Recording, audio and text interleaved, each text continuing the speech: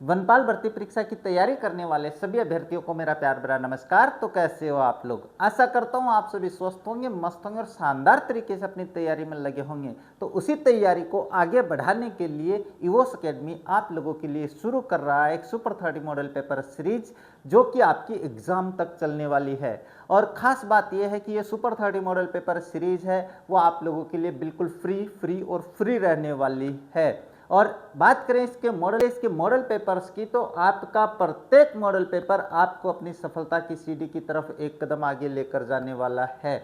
और इन model papers की सहायता से, यानी ये सुपर 30 मॉडल पेपर सीरीज है, वो आपको अपने चयन तक पहुंचाने वाली है। तो आज के इस वीडियो से ही हम अपनी सुपर 30 मॉडल पेपर सीरीज को शुरू करने वाले हैं। और ये सुपर 30 मॉडल पेपर की शुरुआत हम करने वाले हैं अपने 2022 के पेपर से। तो आज के इस वीडियो को शुरू करें इससे पहले आप लोगों को एक बड़ी ही महत्वपूर्ण जानकारी और देना चाहेंगे। अगर आपका छोटा भाई बहन 10th और 12th क्लास में पढ़ रहा है तो उनके लिए कंप्लीट सिलेबस की क्लासेज है, रेगुलर क्लासेज है, वो हमारे चैनल पर अपलोड की जा रही है। तो आप अपने छोटे भाई बहन के मोबाइल में भी हमारे इस चैनल को सब्सक्राइब करवा सकते हैं ताकि वो भी अपनी स्टडी में फ़ायदा ले सके। तो अब ज़्यादा समय नहीं लेते हुए देखो शुरू करते हैं आज का पेपर। और पेपर पहले आज का जो मॉडल पेपर की शुरुआत है वो 2022 के पेपर से करने वाले हैं। तो सबसे पहले बात करते हैं अपने जो कब लगा था भैया, 6 नवंबर 2022 को लगा था। अब इसके बाद में देखो बात करते हैं, तो 2022 वाला जो पेपर बहुत ही आसान कैटेगरी का रखा गया भाई, आसान था वो, ज़्यादा टफ नहीं था। अब इसमें जो पहला प्रश्न है देखो क्या है, औदक दुर्ग से आपका क्या अभिप्राय है? तो औदक दुर्ग भाई बताएं तो सीधी सी बात है, जल दुर्ग को कहते हैं भाई। किसको कहते हैं? तो आपका ऑप्शन हो जाता है जल दुर्ग। अब इनके बारे में थोड़ी सी चर्चा करें तो देखो, गिरि दुर्ग वह दुर्ग होता है जो किसी ऊंची पहाड़ी या पर्वत पर स्थित हो। उदाहरण के लिए देखें तो मेहरानगढ़ जोधपुर वाला पहाड़ी दुर्ग है या गिरि दुर्ग है, कुंभलगढ़ राजसमंद है और चित्तौड़गढ़ दुर्ग है, वो भी आपके पास गिरि दुर्ग की श्रेणी में आते हैं। धानवन दुर्ग क्या होता है? जो दुर्ग चारों ओर से मरुस्थल या रेत के टीलों से घिरा हो। उदाहरण के लिए सोनारगढ़ कौन सा? जैसलमेर का किला जो है वो इसी कैटेगरी में आता है।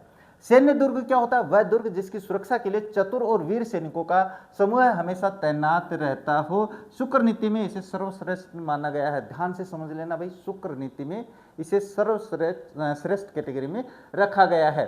अब इसके अलावा बात करें तो अपने पास राजस्थान में कितने प्रकार के दुर्ग पाए जाते हैं भाई? राजस्थान में अपने पास 6 प्रकार के दुर्ग, राजस्थान में 6 प्रकार के दुर्ग है वो पाए जाते हैं। ये दुर्गों की क्लास में अपन देख लेंगे भाई, अपन केवल मॉडल पेपर की बात करें तो छोटी छोटी बातें अपन बीच बीच में कर लिया करेंगे। अब इसके बाद में बात करें तो नेक्स्ट आया था के पास निम्नलिखित युग्मों में से कौन सा सुमेलित नहीं है? तो ये जो नहीं वाला है ना, इसको थोड़ा सा आपको ध्यान में रखना है। तो बात करें तो वन्य जीव अभ्यारण्य है और जिला है, तो कौन सा जिला है वो अपने वन्य जीव अभ्यारण्य से सुमेलित नहीं है? तो वन विहार की बात करें तो ये आपके पास धौलपुर में ही है। अगर फुलवारी की नाल की बात करें तो ये उदयपुर में ही है। और केला देवी की बात करें तो ये भरतपुर में नहीं है, ये आपके पास कहाँ पे है भाई? ये करौली जिले में है। अब शेरगढ़ की बात करें तो ये बारां जिले में है।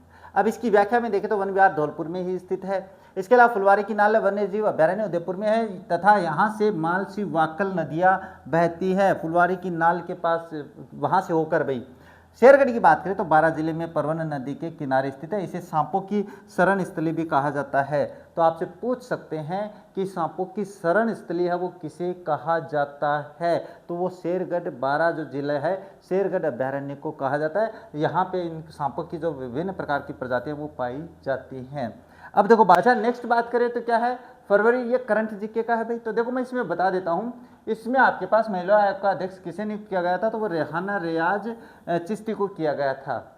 अब इसमें सुमन वर्मा जी का भी नाम है भाई। तो शर्मा जी है, शर्मा जी एक ही बात है भाई। सुमन शर्मा जी क्या है? ये अपने पास आयोग के पूर्व अध्यक्ष भाजपा कार्यालय के दौरान रह चुके हैं भाई, ध्यान में रख लेना भाई। और अन्य विकल्प में बात करें तो अंजना मेघवाल और सुमित्रा जैन को महिला आयोग के सदस्य के रूप में नियुक्त किया गया था। तो ये करंट का था उस समय, है ना, ये याद रख लेना, इसको पढ़ने की आवश्यकता नहीं है, बताना जरूरी था। अच्छा, पादपों में कायिक प्रवर्धन की इकाई निम्नलिखित में से कौन सी है? कायिक प्रवर्धन की बात करें तो इसमें उपयुक्त सभी है, प्रकंद भी है, भूस्त्री और बल्ब भी है। अब ये होते क्या है देखो मैं बता देता हूँ। प्रकंद क्या है? भूमिगत तने का प्रकार है जो नए पौधों को जन्म देता है। उदाहरण की बात करें तो अदरक और हल्दी इस कैटेगरी में आते हैं, याद रख लेना। हाँ, इसके बाद में भूस्त्री क्या है? यह तने का एक रूप है जो जमीन पर फैलकर नई जड़ें और पौधे बनाता है। उदाहरण के लिए दूब की जो घास है, पुदीना है और स्ट्रॉबेरी है, ये सारे अपने पास भूस्त्री में शामिल होते हैं। और बल्ब की बात करें तो ये रूपांतरित भूमिगत तना है। उदाहरण की बात करें तो प्याज और लहसुन होते हैं। तो ये अपने पास विज्ञान से संबंधित प्रश्न भी आना है आप लोगों के। तो अपने 23 जो मॉडल पेपर है ना, अपने कौन सी super 30 series, model paper series, ऐसे नाम नहीं रखा है मैंने, सुपर है ना, सुपर से ऊपर चलेंगे अपन, चिंता मत करो। नेक्स्ट है, निम्नलिखित में से कौन सा राजस्थान के बांगर प्रदेश का भाग नहीं है? तो ये देखो मैं आपको समझा देता हूँ, थोड़ी सी बात बता देता हूँ इसमें भी, इसमें छोटी सी बात बताएं तो चलिए देखते हैं। देखो शेखावाटी बांगर में आता है, घग्गर बेसिन इसमें आता है, बनास बेसिन इसमें नहीं आता है भाई, मैं समझाऊंगा अभी, चिंता मत करो। और गोरवार प्रदेश भी इसी में आता है, बेसिन भी इसी में आता है।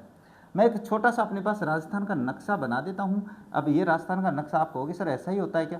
मैं कहता हूँ चतुष्कोणीय होता है तो कोई बात को नहीं, विषम चतुष्कोणीय है अपना राजस्थान। तो अपने जो अरावली है वो राजस्थान को मध्य से ऐसे काटती है। अब इस अरावली की तरफ बात करें तो ये अपने पास मरुस्थलीय क्षेत्र होता है, उसको आता है। तो मरुस्थलीय क्षेत्र को भी अपन दो भागों में बांटते हैं, ये क्षेत्र, और अगर इसके अलावा बात करें तो आपके पास आ जाता है ये क्षेत्र। चलिए ये देख लेते हैं, ये क्षेत्र आ जाता है। अब ये कैसे बांट दिया सर, मैं बता देता हूँ। ये आपके पास केवल क्या है, ये जो क्षेत्र है, ये जो क्षेत्र है, ये पूर्ण मरुस्थलीय क्षेत्र है भाई, पूर्ण मरुस्थल बता देता हूँ, ध्यान से समझ लेना। और इसको, और ये अपने पास अर्ध शुष्क क्षेत्र है, क्या भाई, अर्ध शुष्क मरुस्थलीय प्रदेश, क्या है, अर्ध शुष्क मरुस्थलीय प्रदेश है ये। अब इसमें बात करें तो इसको अपन क्या कहते हैं, ये आपके पास क्या रखा है भाई, कौन सा, बांगर प्रदेश। ये जो अर्ध शुष्क मरुस्थलीय प्रदेश है इसको अपन क्या कहते हैं, बांगर प्रदेश कहते हैं। ये जो क्षेत्र है ना, ये जो क्षेत्र है इसको बांगर प्रदेश कहते हैं। अब आगे की बात समझ में। अब यहाँ पे ये जो क्षेत्र है इसमें अपने कौन सा क्षेत्र नहीं आता है, तो इसमें केवल अपने पास बनास बेसिन है, ये नहीं आता है। कौन सा नहीं आता भाई, ये बनास बेसिन नहीं आता, बाकी आता है। देखो शेखावाटी आपके पास यहाँ पे होती है। इसके अलावा बात करें घग्गर, तो घग्गर यहाँ पे होता है भाई, है ना। ये अपने ऐसे मत देख लेना गुरुजी बराबर काट दिया, नहीं, ये ऐसा नहीं है, ये यहाँ पे अपने पास गंगानगर और हनुमानगढ़ में घग्गर प्रदेश आता है। इसके गोडवार प्रदेश की बात करें तो यहाँ बाड़मेर, पाली, जोधपुर, ये जो क्षेत्र है ना, ये गोडवार प्रदेश में आता है। तो ये इसी क्षेत्र में आते हैं। लेकिन जो अपने पास बनास बेसिन है ये पूर्वी मैदान में आता है, यहाँ पे, ये यहाँ पे पूर्वी मैदान आता है। यहाँ पे अपने पास क्या है, राजस्थान को ऐसे बांटते हैं ना, तो यहाँ पे ये जो पूर्वी मैदान है यहाँ पे बनास बेसिन क्षेत्र आता है। तो ये अपने पास मैंने बता दिया। अब इसको क्या कहेंगे भाई, अब ये देख लेना, मैंने समझा दिया भाई, ये ज़्यादा काटापीटी हो जाएगी तो मैं यहाँ पे समझा देता हूँ। इसमें बात करें तो क्या कह रहा है, शेखावाटी प्रदेश में कांतली नदी का आंतरिक पूर्वा क्षेत्र आता है भाई, बिल्कुल आता है। घग्गर बेसिन गंगानगर हनुमानगढ़ का क्षेत्र होता है। और गोडवार जो लूनी जवाई बेसिन पाली, जालोर, सिरोही क्षेत्र जो होता है ना, बाड़मेर के आसपास का क्षेत्र, वो भी इसी में शामिल होता है। तो ये सारे अपने पास क्या है, इसमें आ जाते हैं। तो ये देख लेना भाई, प्रश्न 5। अच्छा, नेक्स्ट आया था, जाखम सिंचाई परियोजना राजस्थान के कौन से जिले में स्थित है? तो जाखम सिंचाई परियोजना प्रतापगढ़ में स्थित है। तो ये तो आप लोगों के लिए सरल सा प्रश्न है। तो मैं बता रहा हूँ ना, 2022 में बहुत ही सरल कैटेगरी का आया था। अब देखो, अब अपने पास झालावाड़ में क्या है, तो झालावाड़ की बात करें तो यहाँ की प्रमुख परियोजनाएं भीमसागर है, छापी है, चौमली है और गागरीन है। ये सिंचाई परियोजना कहाँ पे है? ये सिंचाई परियोजना झालावाड़ में है। नेक्स्ट आता कोटा, तो कोटा में बात करें तो सावन भादो, यहाँ की सिंचाई परियोजना गोपालपुरा है, कोटा बैराज है, चंबल नदी पे है ये स्थित है भाई, तो ये कोटा में भी स्थित, ध्यान में रखना। अच्छा, प्रतापगढ़ की बात करें तो ये जाखम सिंचाई परियोजना है, अनुपुरा गांव से जाखम नदी पर बनी है। और ये राजस्थान का सबसे ऊंचा बांध 81 मीटर भी है भाई, ध्यान से समझ लेना, राजस्थान का सबसे ऊंचा 81 मीटर ऊंचा बांध है। अच्छा, नेक्स्ट बात करें तो बांसवाड़ा में क्या है भाई, यहाँ माही बजाज सागर परियोजना और कागदी पिकअप बांध स्थित है। ये ध्यान में रख लेना, माही बजाज जो सागर परियोजना है ये कहाँ पे है, ये बांसवाड़ा में है। और कागदी पिकअप जो बांध परियोजना है ये भी कहाँ पे है, ये भी बांसवाड़ा में है। तो चारों ऑप्शन आ गए होंगे समझ में। ऐसे याद करना है, चारों ऑप्शंस की व्याख्या ध्यान में रहेगी तो आपका प्रश्न गलत नहीं होना है। अच्छा, ये देखो गणित वाले जो प्रश्न है इनके बारे में मैं बता दें तो हमारे गणित के गुरुजी हैं वो अभी थोड़े से बिजी हैं, उनकी खुद की एग्जाम चल रही है फर्स्ट ग्रेड की, तो वो जैसे फ्री होते हैं अपन यहाँ पे उनको ले आएंगे, ये क्वेश्चन वो सॉल्व करवा देंगे भाई। इसके बाद में हाँ, पेपर जो ये पीडीएफ है, ये पेपर की जो पीडीएफ है वो आपको वीडियो के डिस्क्रिप्शन बॉक्स में मिलेगी। अगर आप ये क्वेश्चन निकालना चाहो तो आप निकाल सकते हो, इसका स्क्रीनशॉट लेकर आप चेक करो भाई, जिससे क्या है कि आपको पता चले कि हाँ आपको आता है कि नहीं आता है, क्योंकि तैयारी तो करनी पड़ेगी और बिना तैयारी के कुछ नहीं होने वाला है आप लोगों का। तो तैयारी वाला जो सिस्टम है मैं बता रहा हूँ। निम्नलिखित में से कौन सी एक खरीफ की फसल नहीं है? बहुत ही सरल है, गेहूं ही नहीं है भाई आपके पास, चावल जवार और मक्का तो खरीफ की फसल है। बात करें तो गेहूं यह रबी की फसल है, अक्टूबर नवंबर में बोया जाता है। याद रख लेना, प्रश्न पूछ सकता है कि रबी की फसल कब बोई जाती है, तो अक्टूबर से नवंबर में बोई जाती है। याद रख लेना भाई, तो याद रह जाएगा, हाँ बिल्कुल रह जाएगा सर। तो चलिए फिर इसके बाद नेक्स्ट क्या आता है, नेक्स्ट दिया हुआ है और मार्च अप्रैल में काटा जाता है। तो ये मार्च अप्रैल वाला भी सीन थोड़ा सा ध्यान में रखना, कब तो काटा जाता है और कब अपने पास इसको बोया जाता है, ये दोनों क्षेत्र याद रखने हैं। इसके बाद में एक मिनट ये कर लेते हैं, हाँ काटा जाता है। और अन्य रबी की फसलों में बात करें तो कौन से आते हैं, जौ आता है, चना आता है, सरसों आता है, मटर आता है, ये रबी की फसल आ जाती है। अच्छा, चावल जवार और मक्का ये खरीफ की फसलें हैं, ये बता दिया।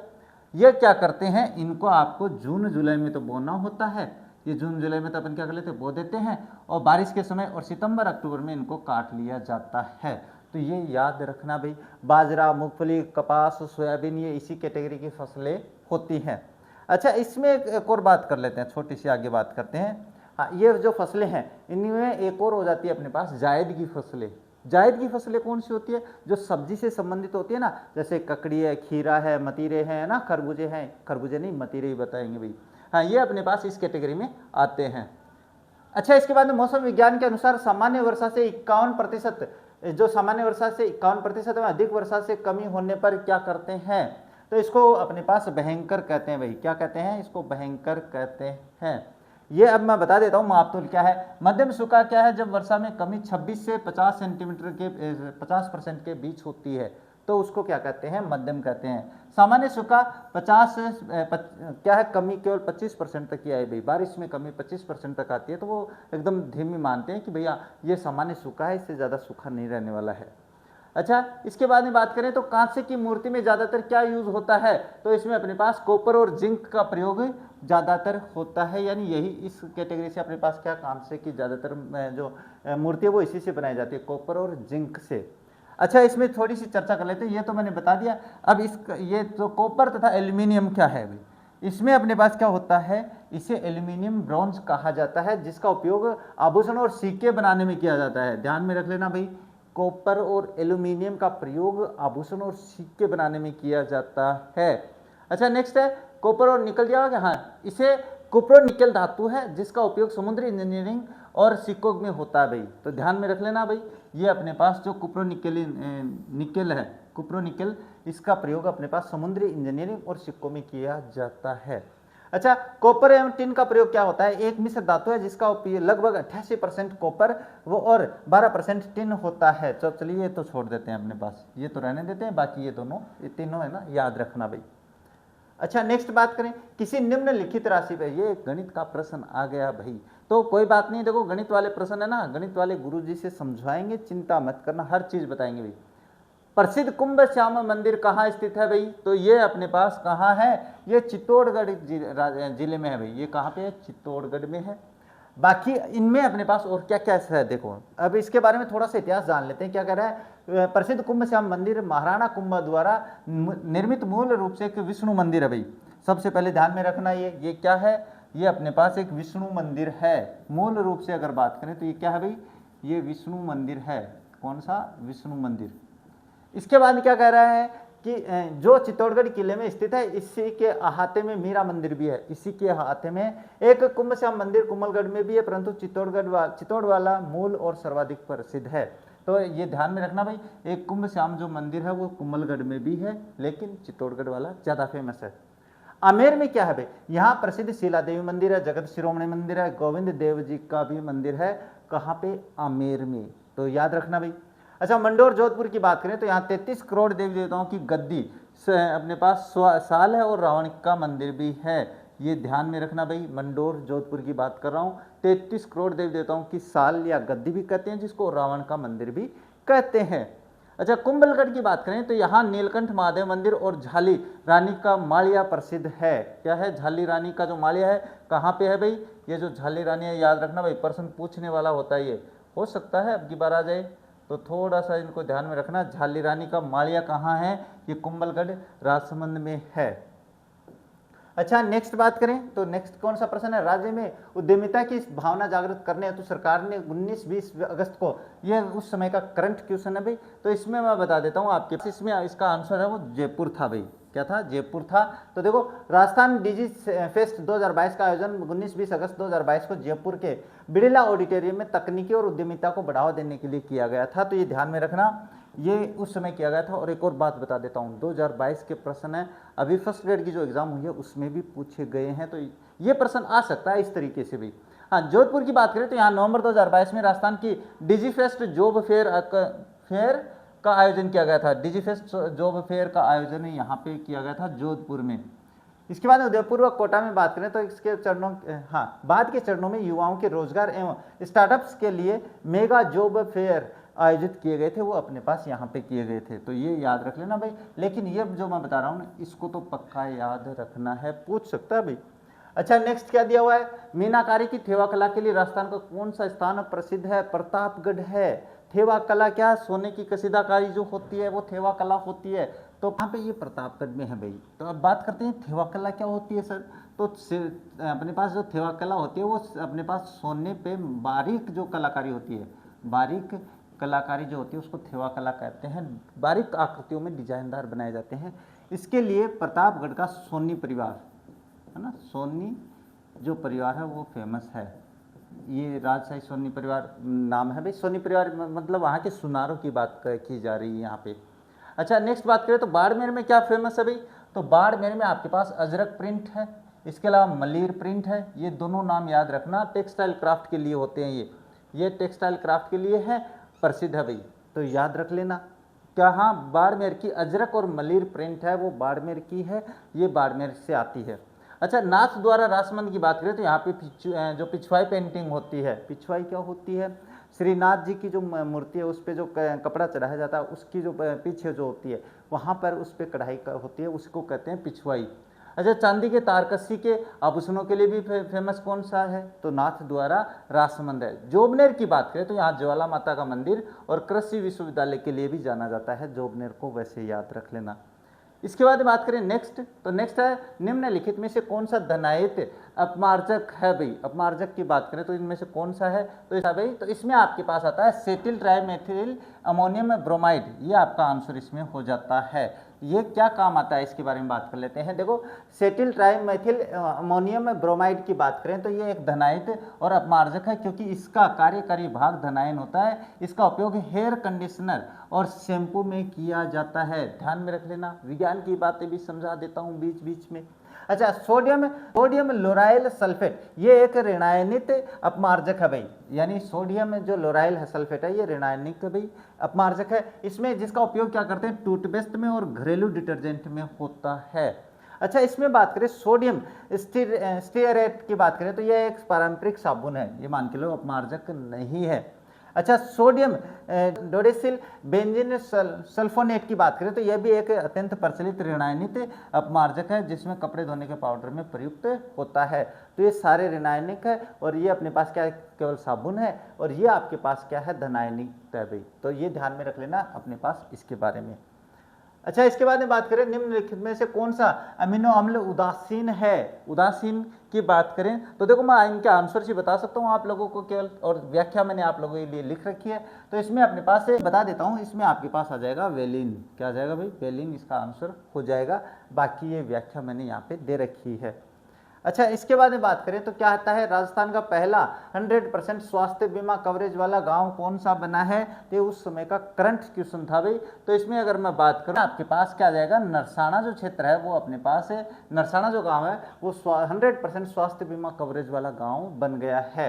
अब इसमें बात करें छोटी सी, तो नरेना जयपुर की बात करें तो ये दादू पंथ की मुख्य पीठ थी भाई। दादू द्वारा के लिए भी जाना जाता है नरेना जयपुर को। निमराना कोटपुतली बहरूड अलवर की बात करें तो यह एक प्रमुख औद्योगिक एवं क्षेत्र जापानी जोन और ऐतिहासिक किले के लिए प्रसिद्ध है। कौन सा? नीमराणा, कोटपुतली, बहरोड, अलवर की बात कर रहे हैं भाई। अच्छा नेक्स्ट बात करें तो नेक्स्ट कौन सा आता है? ये गणित का आ गया भाई। तो गणित तो देखो गुरुजी ही समझाएंगे, सर समझाएंगे अपने, उनसे समझवा देंगे, चिंता मत करो। राष्ट्रीय ऊंट अनुसंधान केंद्र बीकानेर में है। कहाँ पे है भाई? ये बीकानेर में होता है। और अन्य की बात करें तो देखो जोधपुर, यहाँ काजरी और आफरी जैसे महत्वपूर्ण संस्थान स्थित है। ध्यान में रख लेना, ये काजरी और आफरी कहाँ पे है? ये जोधपुर में है। अच्छा बाड़मेर की बात करें तो यहाँ चौठन गोंद उत्पादन के लिए जाना जाता है। इसके अलावा मालानी नस्ल के घोड़ों का भी केंद्र है भाई। मालानी नस्ल के जो घोड़े हैं, जो फेमस घोड़े हैं, वो अपने पास बाड़मेर में पाए जाते हैं और चौठन गोंद उत्पादन के लिए। अच्छा अजमेर की बात करें तो यहाँ पे आपके पास ये राष्ट्रीय बीजीय मसाला अनुसंधान केंद्र तबीजी स्थित है भाई। तो ये भी ध्यान में रखना, राष्ट्रीय बीजीय मसाला अनुसंधान केंद्र तबीजी कहाँ पे है? तो अजमेर जिले में है। बीकानेर की बात करें तो राष्ट्रीय ऊंट अनुसंधान केंद्र जोहड़बीड़ बीकानेर में स्थित है। इसकी स्थापना 1984 में की गई थी। ये इसका थोड़ा सा इतिहास हो जाता है। अच्छा नेक्स्ट प्रश्न क्या पूछा था? समुद्र की गहराई में तिरंगा लहराने वाला अनिल कुमार तटरक्षक बल का कमांडो राजस्थान के निम्नलिखित में से किस जिले का है? तो ये उस जमाने का प्रश्न है भाई। तो ये अलवर जिले का था। मैं ये बता देता हूँ एक बार, ये अलवर का था। तो इसमें और ज़्यादा बताने की आवश्यकता नहीं है, क्योंकि ज़्यादा डिटेल हम अपने जो मॉडल पेपर अपने शुरू होगी ना, ये तो इसलिए बता रहा हूँ क्योंकि वो कहते हैं ना कि अगर अपन अपना पास्ट नहीं जानेंगे तो भविष्य कैसे निर्माण करेंगे। तो जो व्यक्ति अपना भूतकाल नहीं जानता है ना, वो अपना भविष्य भी बना नहीं सकता है। इसीलिए मैं ये जो अपना जो पेपर है ना वो पढ़ा रहा हूँ, ताकि आपको पता लग जाए कि हाँ इस हिसाब के भी पेपर आते हैं। अच्छा हाड़ौती प्रजामंडल की स्थापना किसने की थी भाई? तो ये मैं बता देता हूँ, नैनूराम शर्मा ने की थी भाई। किसने की थी? नैनूराम शर्मा ने, जो बाद में कोटा से भी संबंधित रहा है। ऐसे नहीं है कि सर कोटा की बात है। देखो अभिन्न हरि की से बात करें तो ये नैनूराम शर्मा के सहयोगी थे। अभिन्न जो कौन है यहाँ रहे, अभिन्न हरि की बात करें तो ये सहयोगी थे और ये कोटा प्रजामंडल के प्रमुख नेताओं में से एक थे। जब नैनूराम शर्मा अपने हाड़ौती प्रजामंडल की स्थापना कर देते हैं, उसके बाद में जब अलग अलग स्थापना की गई थी कोटा प्रजामंडल की, तब वो अलग थे। तो वहाँ पे अपने पास अभिन्न हरि उनके क्या सहयोगी थे। अन्य विकल्प की बात करें तो बीसी में गोपाललाल कोटिया और नाथूलाल जैन भी कोटा हाड़ौती क्षेत्र के स्वतंत्रता सेनानी व कार्यकर्ता थे। अच्छा नैनूराम शर्मा की बात करें, इन्होंने 1934 में हाड़ौती प्रजामंडल की स्थापना की। बाद में 1939 में उन्होंने कोटा प्रजामंडल की स्थापना की थी, जो मैंने आप लोगों को अब समझा दिया है। अब समझ में आ गया होगा नैनूराम शर्मा के बारे में। अच्छा नेक्स्ट गणित के आ गए, तो चलिए फिर आगे। अच्छा साइनाइड प्रक्रिया किसके निष्कर्षण में काम आती है? तो साइनाइड अपने पास जो सोना होता है ना, उसके निष्क्रमण में काम आती है, इसको साफ करने में काम आती है। सीधी सी बात यही है, याद रखना। अब इसमें बात करें तो नेक्स्ट क्या दिया हुआ? जिंक दिया हुआ है। इसके निष्कर्षण के लिए भर्जन जो है और फिर कार्बन अपचयन विधि का उपयोग किया जाता है। अच्छा निकल की बात करें तो इसके निष्कर्षण के लिए मांड प्रक्रम का उपयोग किया जाता है। ये थोड़ी सी विज्ञानी बातें हैं भाई, लेकिन आप ध्यान में रख लेना, जो मैं बता रहा हूँ इनको सुन लेना। अच्छा इसके बाद में बात करें तो क्या दिया हुआ? 2011 की जनगणना के अनुसार राजस्थान के किस जिले में प्रति वर्ग किलोमीटर जनसंख्या घनत्व सबसे कम था? मैं बता देता हूँ जैसलमेर था भाई। अगर बात करें तो जैसलमेर सबसे कम था, तो मैं बता देता हूँ 17 था, यानी प्रति वर्ग किलोमीटर में केवल 17 लोग रहते थे 2011 की जनगणना के अनुसार। अब बात करते हैं, देखो कोटा की बात करते हैं तो यहाँ का जनघनत्व 374 है भाई। कोटा का कितना है? 374 है। अजमेर की बात करें तो यहाँ का जनघनत्व 305 है और डूंगरपुर की बात करें तो यहाँ का घनत्व है कितना? 368 है। अब जैसलमेर की बात करें तो 17 था। इसके बाद में अगर अपन बात करें तो बीकानेर 78 और बाड़मेर 92 आते हैं। ये सबसे कम जो अपने जनसंख्या घनत्व वाले जिलों की बात कर रहा हूँ। तो अब ये अपने पास चारों ऑप्शन हो गए कंप्लीट। इसके बाद में बात करें तो क्या दिया हुआ? जीवाश्म उद्यान कहाँ है? जैसलमेर में है भाई। कहाँ पे है? जीवाश्म उद्यान जैसलमेर में है। तो इसको बताने की आवश्यकता नहीं है। यहाँ पे 18 करोड़ वर्ष साल पहले के अपने पास जीवाश्म मिले हैं, तो वहाँ पे जीवाश्म पार्क है, वो उद्यान है, वो बना दिया गया है। अच्छा नागौर की बात करें, नागौर में क्या हो सकता है? यह देश के सबसे बड़े नमक उत्पादन क्षेत्रों जैसे डेगाना कुचामन और तेजाजी पशु मेले के लिए प्रसिद्ध है। तो तेजाजी का पशु मेला कहाँ भरता है? वो नागौर में भरता है भाई। कहाँ पे भरता है? नागौर में भरता है। अच्छा बाड़मेर की बात करें तो यहाँ किराड़ू मंदिर, बाकी मैंने बता दिया है, अजरक और मलानी जो है जो प्रिंट है उसके लिए। तो किराड़ू मंदिर भी यहाँ बाड़मेर में है। और इसके अलावा बात करें तो तेल रिफाइनरी परचपद्रा भी इसी में है, बाड़मेर में। तो बाड़मेर के लिए 4 बातें आ गई आप लोगों के पास। अच्छा, बीकानेर की बात करें तो यह जूनागढ़ किले के लिए और करनी माता मंदिर देशनोक के लिए भी फेमस है, जहाँ पे जो करनी माता के मंदिर में सफ़ेद चूहे पाए जाते हैं, सफ़ेद चूहे जो पाए जाते हैं उन्हें काबा कहा जाता है। क्या कहा जाता है भाई? काबा कहा जाता है। अच्छा, नेक्स्ट बात करें तो क्या है, 1927 में कुंवर मदन सिंह के नेतृत्व में किसानों ने कहाँ आंदोलन किया था भाई? तो मदन सिंह कहाँ के थे? पहले तो यही बता देता हूँ मैं, है ना। कुंवर मदन सिंह है वो करौली के थे। कहाँ के थे भाई? ये करौली के थे। तो आंदोलन भी कहाँ पे होगा भाई? करौली में होगा। तो आंसर आपका सी हो जाता है। अब बात कर लेते हैं छोटी सी कि यहाँ पे अपने जो करौली में जो आंदोलन की आवश्यकता क्यों हुई थी। तो यहाँ पे अपने पास जो जंगली सुअर थे, जो जंगली सुअर थे उनको मारने से रोक दिया गया था अंग्रेजों ने उन पर रोक लगा दी, भाई जंगली सुअरों को नहीं मारा जाएगा। अब जंगली सुअरों को नहीं मारा जाएगा तो वो किसानों के खेत में घुसेंगे। जब किसानों के खेत में घुसे तो फसल का नुकसान हुआ, तो किसान इसके खिलाफ आंदोलन करते हैं। तब वहाँ पे करौली के जो अपने कुंवर थे मदन सिंह, इन्होंने इस आंदोलन में सहयोग किया था। इनकी सहायता से अपने आंदोलन वो किया गया था। अच्छा, अलवर में बात कर लेते हैं क्या हुआ भाई। देखो, अलवर में अगर बात करें तो 1925 में निमोचना किसान आंदोलन हुआ था। याद रख लेना, बहुत ही फेमस है। मैं इसके बारे में डिटेल्स बता नहीं पाऊंगा अभी क्योंकि क्लास काफ़ी बड़ी हो जाएगी। भरतपुर, यहाँ जीवाराम और मौजी लंबरदार के नेतृत्व में किसान आंदोलन हुआ भाई। तो ये दोनों नाम याद रख लेना, बहुत ही बार पूछा हुआ सवाल है। अच्छा, करौली की बात करें तो करौली वाली तो मैंने बता दी। बीकानेर, यहाँ कुंभाराम आर्य और उदासर महाजन किसान आंदोलन प्रसिद्ध है भाई। ये ध्यान में रख लेना, कुंभाराम आर्य और उदासर महाजन किसान जो है आंदोलन प्रसिद्ध रहा है। अब इसके बाद में बात करते हैं नेक्स्ट, तो कौन से सिंथेटिक फाइबर को कृत्रिम रेशम के नाम से जाना जाता है। तो इसमें आपके मैं सीधे आंसर बताऊंगा भाई, क्यों? क्योंकि ये विज्ञान का थोड़ा सा मैटर थोड़ा बड़ा हो जाता है और मैं यहाँ पे व्याख्या समझाऊंगा, चिंता मत करो। क्यों कहा जाता है? देखो, रेयान इसे कृत्रिम रेशम कहा जाता है क्योंकि यह दिखने और छूने में रेशम जैसा है, लेकिन इसे सेलुलोज के रासायनिक उपचार से बनाया जाता है। अच्छा, नायलॉन की बात कर लेते क्या। यह पहला पूर्ण रूप से मानव निर्मित सिंथेटिक रेशा है। यह बहुत मजबूत होता है, पैराशूट और रस्सियां बनाने के लिए उपयोगी होता है। याद रख लेना भाई, पैराशूट में किसको काम में लिया जाता है? तो नायलॉन को काम में लिया जाता है। अच्छा, टेरिलिन व डेक्रोन की बात करें तो ये दोनों पॉलिस्टर है भाई। पॉलिएस्टर बोलते हैं ना, पॉलिस्टर जिसको अपन कहते हैं, सिंथेटिक फाइबर आते हैं। पक्के प्रश्न पूछे जाएंगे यहाँ से, तो याद रख लेना मेरी बातों को। अच्छा, नेक्स्ट है, सर्वप्रथम राजस्थान में कहाँ से पूर्व पाषाणकालीन हस्त कुठार कुल्हाड़ी खोजी गई थी भाई। तो ये छोटी सी बात बता देते हैं एक बार आपके पास। तो इसमें अपने पास क्या है, जयपुर इंद्रगढ़ है, वो इसका आंसर हो जाता है। किसका? कि सर्वप्रथम जो हस्त क्या थी, कुठार कुल्हाड़ी पत्थर की पूर्व पाषाणकालीन, वो कहाँ से मिली थी? जयपुर और इंद्रगढ़ से, यानी जो क्षेत्र वहाँ से मिली थी सभ्यता से। अच्छा, अलवर टोंक में बात करें तो रेड जो अपने पास रेड जो सभ्यता है वो टोंक में है, टोंक में है, जिसे अपने पास प्राचीन भारत का टाटानगर कहा जाता है। क्या कहते हैं इसको? टाटानगर कहा जाता है। अच्छा, चित्तौड़ और भीलवाड़ा की बात करें तो भीलवाड़ा में बागौर सभ्यता है जो मध्य पाषाण काल की है। याद रख लेना, पूछेंगे भाई ये कि मध्य पाषाणकालीन सभ्यता कहाँ पे है। तो मध्य पाषाणकालीन सभ्यता आपके पास भीलवाड़ा में है। अच्छा, जयपुर और इंद्रगढ़ में बात करें तो सीए हेक्ट ने सर्वप्रथम जयपुर और इंद्रगढ़ बूंदी में ये खोज किसने करी थी, ये भी ध्यान में रख लेना भाई। सीए हेक्ट की बात कर रहा हूँ मैं। ये ने सर्वप्रथम जयपुर और इंद्रगढ़ बूंदी में पूर्व पाषाणकालीन हैंड हस्त कुल्हाड़ खोजी थी।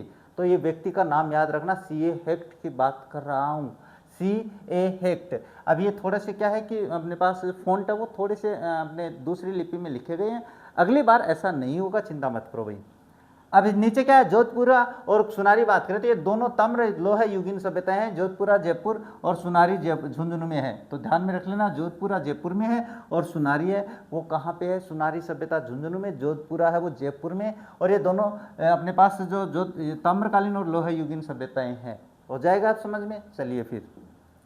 अच्छा, धौलीधूप राजस्थान के किस संत से संबंधित है भाई? तो इसके बारे में देखो, संत चरणदास, संत पिपा, संत रामचरण, संत लाल दास जी जो थे ना, उनसे संबंधित है धौलीधूप। क्या? कहाँ से? धौलीधूप इस दिन से संबंधित है। तो बाकी अपन पढ़ लेते हैं। संत चरणदास जी की बात करें तो इनका जन्म डेहरा अलवर में हुआ भाई। कहाँ पे? इनका जन्म डेहरा अलवर में हुआ है।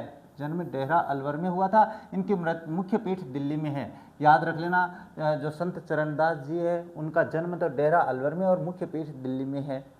संत पीपा की बात करें तो पक्का पूछेंगे पीपा से संबंधित। इनका संबंध गागरोन झालावाड़ से था और ये दर्जी समुदाय के आराध्य देव हैं। दर्जी समुदाय के आराध्य देव कौन है? संत पीपा हैं।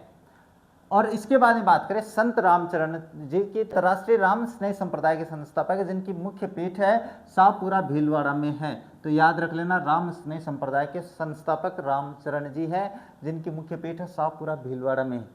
अच्छा, संत लालदास जी के बारे में अपनी बात हो गई है। धौलीधूप गांव में हुआ था। इन्होंने लालदासी संप्रदाय चलाया था, जो मेवात क्षेत्र में बहुत ही लोकप्रिय है, लालदासी संप्रदाय।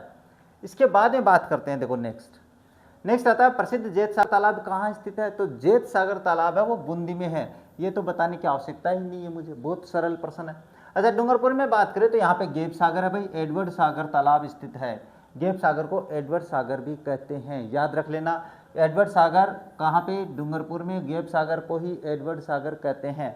अच्छा, बूंदी में जेत सागर तालाब आता है, नवलखा झील आती है, कनक सागर झील आती है, बूंदी जिले में स्थित है, ये तो बता दिया। और बावड़ियों का शहर भी इसे ही कहा जाता है। बावड़ियों का शहर किसे कहा जाता है? बूंदी को ही कहा जाता है। अच्छा, जोधपुर की बात करें तो यहाँ बालसमंद झील है, कायलाना झील है, यहाँ पे पद्मसर जो तालाब है वो भी स्थित है। ये जोधपुर में है, बालसमंद, कायलाना और पद्मसर। अब बात करें अलवर में तो यहाँ पे सिलीसेड झील स्थित है। फिर राजस्थान का नंदन कानन कहते हैं, ये याद रख लेना भाई, सिलीसेड को ही कहते हैं नंदन कानन। अब ये अपने पास प्रश्न हो जाता है कंप्लीट। तो आगे चलते हैं। आगे सफेद मेमने और पत्तों की बिरादरी किस उपन्यासकार की रचनाएं हैं भाई? सफेद मेमने याद रख लेना, पूछ सकता है लेकिन अब नहीं पूछेगा भाई। क्यों? क्योंकि अपने पास आ चुका है प्रश्न, लेकिन इनसे संबंधित और भी बातें अपन करने वाले हैं। जो पत्तों की बिरादरी है ये किन की रचना है? तो ये अपने पास मणि मधुकर की रचनाएं हैं भाई। किन की है? मणि मधुकर की रचनाएं हैं, सफेद मेमने, पत्तों की बिरादरी। अब बात करें रांगे राघव के बारे में, इंपॉर्टेंट होते हैं भाई, ये इंपॉर्टेंट बता देता हूँ, इंपॉर्टेंट है मतलब रहेंगे। इनकी रचनाओं में बात करें तो घरौंदे बहुत ही बढ़िया पूछने वाला प्रश्न है। मुर्दों का टीला और कब तक पुकारूं बहुत ही फेमस रचना है इनकी, पूछ सकते हैं, याद रख लेना तीनों के नाम। और मणि मधुकर है, इनके बारे में और बात करें तो रस गंधर्व भी इनकी रचना है और पग फेरू भी इनकी रचना है। अच्छा, राजेंद्र मोहन भटनागर की बात करें तो घायल हिमालय और वाग्देवी जैसी ऐतिहासिक रचनाएं लिखी हैं। तो याद रख लेना, घायल हिमालय पूछ सकते हैं रचनाओं से संबंधित। तो ये मैं सभी जो ऑप्शन है वो क्यों व्याख्यान कर रहा हूँ, क्यों बता रहा हूँ, इसलिए बता रहा हूँ क्योंकि पूछ सकते हैं। अच्छा, नेक्स्ट बात करें तो नेक्स्ट प्रश्न क्या था? अच्छा, श्वान पुष्प में पुष्प रंग की वंशागति भाई, वंशागति है ये, ध्यान रख लेना, मैं बता देता हूँ। ये वंशागति किसका उदाहरण है? तो ये देखो मैं बताऊं तो इसमें अपने पास श्वान पुष्प में अपूर्ण प्रभाविता का जो नियम लागू होता है वो होता है। अभी थोड़ा सा डिटेल इसमें दी हुई है, मैं बता देता हूं। देखो भाई, हाँ बाद में कहोगे, बाकी सारी डिटेल मैं समझा सकता हूं। ये क्या पूर्ण प्रभाविता क्या होती है? इसमें एक लक्षण पूरी तरह दूसरे को दबा देता है भाई। अपने एक पीढ़ी से एक का दूसरे पे अपने पास संक्रमण करवाते हैं, तो दूसरा जो गुण होता है वो पहले वाले को पूर्णतः दबा देता है। जैसे मेंडल के मटर के लंबे और बोने पौधे हैं भाई, ये ऐसा था भाई, एक मेंडल का जो नियम था मटर पे वो हमने पढ़ा भी है। सप्रभाविता की बात करें तो इसमें दोनों लक्षण साथ साथ प्रकट होते हैं। उदाहरण, मानव का AB रक्त समूह है, मवेशियों की त्वचा का रंग, ये एक साथ क्या है, साथ होता है। कभी कभी देख लेना अपने पास क्या है कि अगर अपने पास जो नर है वो सफ़ेद, जो पशुओं में बात करें तो चाहे घोड़ा हो, कुछ भी हो, गाय हो, बैल हो, और गाय काली हो, तो उनके बछड़े जो होते हैं वो त्वचा पे साथ साथ दिखाई देते हैं। कुछ सफ़ेद चकते होते हैं, कुछ काले चकते होते हैं, इस तरीके से। तो मनुष्य में AB रक्त समूह है, वो भी इसी का कैटेगरी में आता है। सप्रभाविता में क्या होती है ये बता रहा हूँ मैं। अच्छा, स्वतंत्र अपव्यूहन की बात करें तो ये मेंडल का तृतीय नियम है जो द्विसंकरण पर आधारित है। याद रख लेना स्वतंत्र अपव्यूहन के बारे में। अपूर्ण प्रभाविता की बात करें जो अपना आंसर है, ये क्या है? स्नैपड्रैगन में जब लाल फूल वाले पौधे का संकरण सफेद फूल वाले पौधे से कराया जाता है तो F1 पीढ़ी में गुलाबी पिंक फूल मिलते हैं, जो मेंडल के प्रभाविता के नियम का अपवाद है। ये रहा आपके पास अपूर्ण प्रभाविता, जो कि श्वान पुष्प में पुष्प रंग की वंशागति का में पूछा कि किसका उदाहरण है, तो अपूर्ण प्रभाविता होती है। मैं सीधी सी भाषा में बता देता हूँ, जब अपने पास दोनों अलग अलग रंग के होते हैं, दोनों अलग अलग अपने पास प्रजाति के होते हैं और उनका संकरण कराया जाता है, तीसरी प्रजाति का जब अपने पास क्या होता है, निर्माण होता है, तो वो अपने पास अपूर्ण प्रभाविता में आती है। अच्छा, नेक्स्ट बात करें तो नेक्स्ट दिया हुआ राजस्थान किस फेस्टिवल 2022 का कौन सा संस्करण था भाई, राजस्थान फिल्म फेस्टिवल है भाई, राजस्थान फिल्म फेस्टिवल 2022 का कौन सा संस्करण था, तो इसमें अपने पास ये 10वां संस्करण था, करंट का था, तो समझाने की आवश्यकता भी नहीं है मुझे। नाचना ऊंट की नस्ल है भाई, नाचना क्या है, ऊंट है भाई। कहाँ का है ये अपने पास जैसलमेर का होता है, सबसे बेस्ट कैटेगरी का होता है, जैसलमेर में पाया जाता है और बेस्ट कैटेगरी का ऊंट होता है।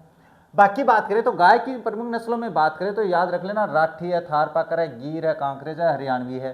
ये गाय की प्रमुख फसलें होते हैं, क्या रहे मैं क्या बोल रहा हूँ, नस्लें होती हैं, फसल बोल रहा हूँ मैं भी। अच्छा, भेड़ की बात करें तो इसमें अपने पास चोखला है, इसके अलावा हाँ भारत की मेरिनो भी कहा जाता है, याद रख लेना। भेड़ की कौन सी नस्ल को भारत की मेरिनो कहा जाता है, चोखला को कहा जाता है। अच्छा, जैसलमेरी है, मारवाड़ी है, मगरा है, पुगल है, और पुगल बकरी भी होती है। इसके बाद में ऊंट की बात करें तो नाचना जैसलमेर जैसलमेर के नाचना गांव की ऊंट एक ही विश्व प्रसिद्ध नस्ल है, जो अपनी सुंदरता और तेज दौड़ने सेना के उपयोग के लिए जानी जाती है। ऊंट की अन्य नस्लों में बात करें तो बीकानेरी है, जैसलमेरी है, अलवरी है और गुरहा है।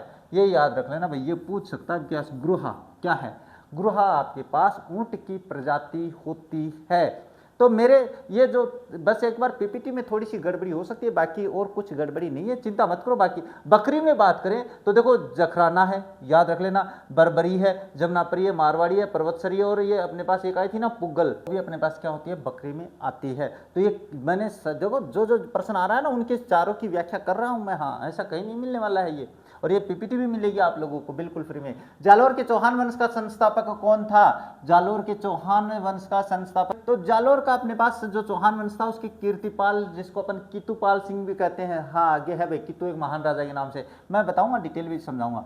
तो कीर्तिपाल ने जालोर के चौहान वंश के जो नींव वो रखी थी।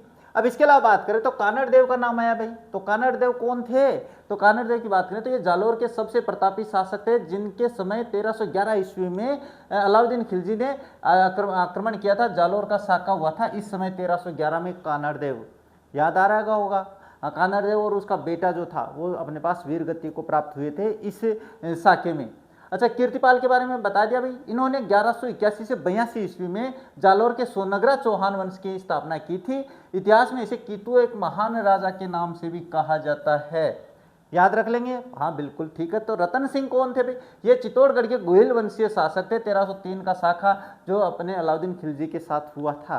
अलाउद्दीन खिलजी पद्मिनी की चाह में, वैसे पद्मिनी के लिए नहीं था, साम्राज्यवादी नीति थी अलाउद्दीन खिलजी की, ये अपने पास अलग डिटेल से पढ़ेंगे ना, अगर मौका मिला तो क्लासेस पक्का लगाएंगे, अन्यथा आपके पास मेरा फिलहाल तो अपने पास लक्ष्य यही है कि आपको वनपाल बनाने का। तो हम ये याद रख लेना, रतन सिंह। हमीरदेव कौन थे, ये रणथंभौर के चौहान वंश के प्रतापी शासक थे, जिन्हें सिंह सवन सतपुरुष वचन हमीर हटे न चढ़ दूजी बार, क्या चढ़े न दूजी बार, ये इनके लिए कहा जाता है, हमीरदेव के लिए। तो याद रख लेना भाई, ये रणथंभौर के चौहान शासक थे, जिनमें अपने पास से क्या है 1301 में साका हुआ था, किसके साथ हुआ था, अलाउद्दीन खिलजी के साथ ही हुआ था। तो अपने पास सभी साके आ गए भाई, तो ये ध्यान में रख लेना। अच्छा, गंगानगर अगेती किसकी फसल है, तो गंगानगर अगेती की बात करें तो ये कपास की फसल है भाई, यानी कपास की जो फसल है उसका नाम है गंगानगर अगेती। तो बाकी फसलों की जो अपने पास क्या है किस्म है उनके बारे में बात कर लेते हैं। तो गेहूं के बारे में बात करें तो इसके सोना, सोनालिका, कोहिनूर और राज 3077 है गेहूं की किस्म होती है। अच्छा, कपास की बात करें तो अगेती राजस्थान उत्तरी भाग में उगाई जाती है, उगाई जाने वाली कपास नरमा की एक उत्तम किस्म है भाई, जो अपने पास गंगानगर अगेती है वो क्या है, कपास की उत्तम किस्म होती है। अच्छा, किन्नू की बात करें तो यह एक खट्टा मीठा फल साइट्रस है, जो गंगानगर में बहुतायत से होता है, पर यह किस्म गंगानगर अगेती के नाम से नहीं जानी जाती है, ये याद रख लेना, ये तो बता दिया भाई। चावल की बात करें तो की प्रसिद्ध किस्में बात करें तो माही सुगंधा है, बासमती है, चंबल है, ये चंबल नाम याद रख लेना, पूछ सकते हैं अब की बात। इसके बाद में बात करें तो आता है बागोर सभ्यता किस नदी के किनारे है, तो बागोर सभ्यता कोठारी नदी के किनारे बसी हुई है भाई, बसी हुई थी, अभी नहीं है। कोठारी नदी भीलवाड़ा जिले में कोठारी नदी के किनारे बागोर सभ्यता स्थित है। इसे आदिम संस्कृति का संग्रहालय कहा जाता है। किसे जो अपने पास सभ्यता है ना, बागोर सभ्यता, इसको कहा जाता है आदिम संस्कृति का संग्रहालय। यहाँ भारत के पशुपालन के सबसे प्राचीन साक्ष्य मिले हैं। याद रखना, भारत में पशुपालन के सबसे प्राचीन साक्ष्य कहाँ से मिले हैं? तो बागोर सभ्यता से मिले हैं। अच्छा, साबी नदी के किनारे बात करें तो इसके किनारे जयपुर ग्रामीण में जोधपुरा सभ्यता स्थित है। जो जयपुर ग्रामीण क्षेत्र है वहाँ पे जो जोधपुरा सभ्यता है वो साबी नदी के किनारे बसी हुई थी। अच्छा, कांतली नदी की बात करें तो कांतली तो अब यह कहाँ, इसके किनारे सिक्कर नीमका थाना में गणेश्वर सभ्यता है, ताम्रयुगीन सभ्यता, ताम्रयुगीन जननी भी स्थित है यहाँ पे कांतली नदी। अच्छा, घग्गर नदी की बात करें तो ये कालीबंगा सभ्यता के जो घग्गर नदी है उसके किनारे कालीबंगा सभ्यता है वो पनपी थी। तो सभी के बारे में बात हो चुकी है। अच्छा, इसके बाद में बात करें तो बूंदी के राजमहल में प्रसिद्ध चित्रशाला का निर्माण किसके शासन काल में हुआ था? तो इसका हो जाएगा राव उमेद सिंह। क्या हो जाएगा भाई? इसका हो जाएगा राव उमेद सिंह के काल में हुई थी। अब देखो चर्चा कर लेते हैं इसके बारे में। राव उमेद सिंह बूंदी के शासक राव उमेद सिंह के काल में निर्मित चित्रशाला भित्ति चित्रों का स्वर्ग बूंदी शैली का चरमोत्कर्ष था भाई, यानी अपने उच्चतम बिंदु पे थी बूंदी चित्रशाला। जो चित्रकला थी वो राव उमेद सिंह के काल में। अच्छा, शत्रुसाल के बारे में बात करें तो ये छत्रसाल भी कहते हैं। इन्हें बूंदी के प्रसिद्ध रंग महल का निर्माण करवाया था भाई। तो रंग महल का निर्माण किसने करवाया था? राव शत्रुसाल ने करवाया था। अच्छा, राव भाव सिंह व राव अनिरुद्ध सिंह की बात करें तो ये बूंदी के प्रतापी शासक थे। अनिरुद्ध सिंह के काल में 84 खंभों की छतरी का निर्माण शुरू हुआ था। याद रख लेना, 84 खंभों की जो छतरी है उसका निर्माण कब शुरू हुआ? तो राव अनिरुद्ध के समय में शुरू हुआ था। अच्छा, इसके बाद में बात करें नेक्स्ट, तो नेक्स्ट दिया हुआ एक विद्युत, ये अपने पास देखो थोड़ी सी बात बता देते हैं भाई। ये फिजिक्स वाले हैं तो वो अपने गणित वाले के सर हैं वो बता देंगे भाई। ये वृत्त वाला वही बताएंगे। अच्छा, हाँ, ये मैं बता देता हूँ। निम्नलिखित अभ्यारण्य में से कौन सा उड़न गिलहरी के लिए प्रसिद्ध है? उड़न गिलहरी के लिए मैंने बताया था है, तो उड़न गिलहरी के लिए थोड़ी देर पहले बात हुई थी, वहाँ पे पाई जाती है। लेकिन मुख्य रूप से कौन सा है? तो मुख्य रूप से आपके पास सीता माता अभ्यारण्य है। कहाँ पे है? प्रतापगढ़ में है भाई। तो इसके बारे में अभी चर्चा कर लेते हैं। तो ये इसके बारे में बात करें तो क्या सीता माता अभ्यारण्य ये प्रतापगढ़ और चित्तौड़गढ़ जिलों में विस्तृत है और अपनी उड़न गिलहरी और वह चौसिंगा जिसको घंटेल के लिए भी प्रसिद्ध है कहा जाता है, यानी चौसिंगा जिसको घंटेल कहते हैं उसके लिए भी फेमस, और यहाँ महुआ के वृक्ष अत्यधिक पाए जाते हैं। आगे बात करें तो बस्सी अभ्यारण्य ये चित्तौड़ में स्थित है और जंगली चितलों के लिए जाना जाता है। नाहरगढ़ अभ्यारण्य बात करें तो जयपुर में स्थित और यहाँ राजस्थान का पहला बायोलॉजिकल जो पार्क है वो बना है भाई। कहाँ पे? नाहरगढ़ अभ्यारण्य में। अच्छा, इसके अलावा बात करें तो सरिस्का अभ्यारण्य यह अलवर जिले में स्थित है जो हरे कबूतरों और बाघ परियोजना के लिए प्रसिद्ध है। तो हरे कबूतरों के बारे में याद रखना, कहाँ पे? अलवर सरिस्का जो अभ्यारण्य वहाँ पर है भाई। इसके बाद में बात करें नेक्स्ट, तो नेक्स्ट दिया हुआ निम्नलिखित में से कौन सा शून्य बजट प्राकृतिक खेती के 4 स्तंभों में नहीं है? तो इसमें आपके पास शुरुआत जो है ना नाम ये नहीं है, बाकी चारों हैं भाई। अभी देखो मैं बता देता हूँ कौन से हैं। तो शून्य बजट प्राकृतिक खेती जिसमें कहते हैं जीरो बजट नेचुरल फार्मिंग, इसके जनक सुभाष पालेकर है भाई। याद रखना, पूछ सकते हैं। इसके 4 मुख्य स्तंभ कौन से हैं? तो जो जीवामृत है मिट्टी की उर्वरता के लिए, बीजामृत है बीज शोधन के लिए, और आच्छादन या मेल्सिंग है वो नमी रोकने के लिए है, और बापसा जो है वो मिट्टी में हवा और पानी का संतुलन बनाए रखने के लिए है। तो ये 3 तो इसमें है, ये नहीं है इसमें, तो ये यहाँ पे बापसा होना चाहिए था। तो ये हो जाती है शून्य बजट प्राकृतिक खेती के 4 स्तंभ मैंने बताए भाई। अच्छा, नेक्स्ट बात करें तो सप्त किरण से किससे अभिप्राय है? तो मैं बता देता हूँ, सप्त किरण का मतलब पद्य कविता से लिया गया है, यानी पद्य क्या एक भाग होता है सप्त किरण। तो बस ये इसका फॉर्मेट है भाई, तो इसमें बाकी समझाने की आवश्यकता नहीं है।